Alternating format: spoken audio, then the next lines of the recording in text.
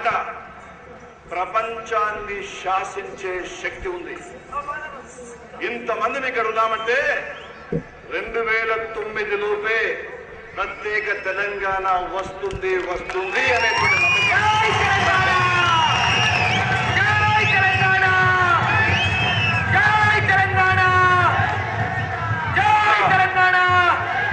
మొన్న టీవీలో గద్దర్ గారిని చూడడం జరిగింది.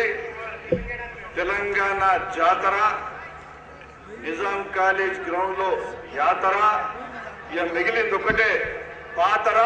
తెలంగాణ వ్యతిరేక భావాలను పాతర వేయాల్సినటువంటి బాధ్యత కూడా గద్దర్ గారు స్వీకరించాలని నేను కోరుకుంటున్నాను. నన్ను 5 నిమిషాలు మాట్లాడమన్నారు, నేను ముగిస్తాను. ఒకే విషయం చెప్పి, ఈనాడు ప్రత్యేక తెలంగాణ లోక్సభలో, రాజ్యసభలో అంటే పార్లమెంటులో బిల్లులు ప్రవేశపెట్టడం వల్ల జరుగుతుంది. భారతీయ జనతా పార్టీ ఒకసారి ఎగ్జిక్యూటివ్ కమిటీలో, రెండవసారి కౌన్సిల్లో ఒక విధానపరమైన అంటే భారతీయ జనతా పార్టీ సిద్ధాంతం, ప్రణాళిక, విధానంలో ప్రత్యేక తెలంగాణ అది భాగం అయిపోయింది.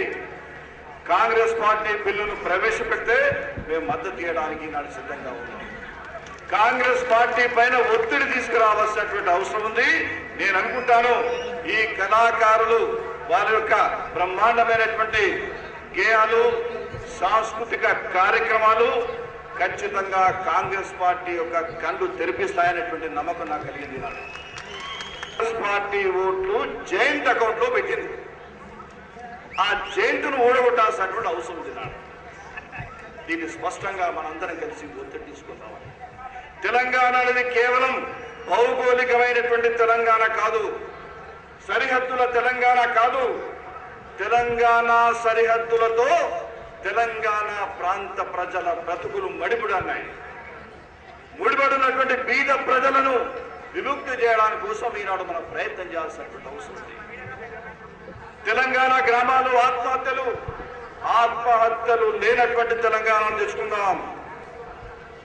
తండ్రి పిల్లలు తాగడానికి రాత్రి కోకాకోలా బాటిల్ కానీ ఏదైనా కూల్ డ్రింక్ తీసుకొని పోతే పిల్లలు తండ్రిని నమ్మడం లేదు.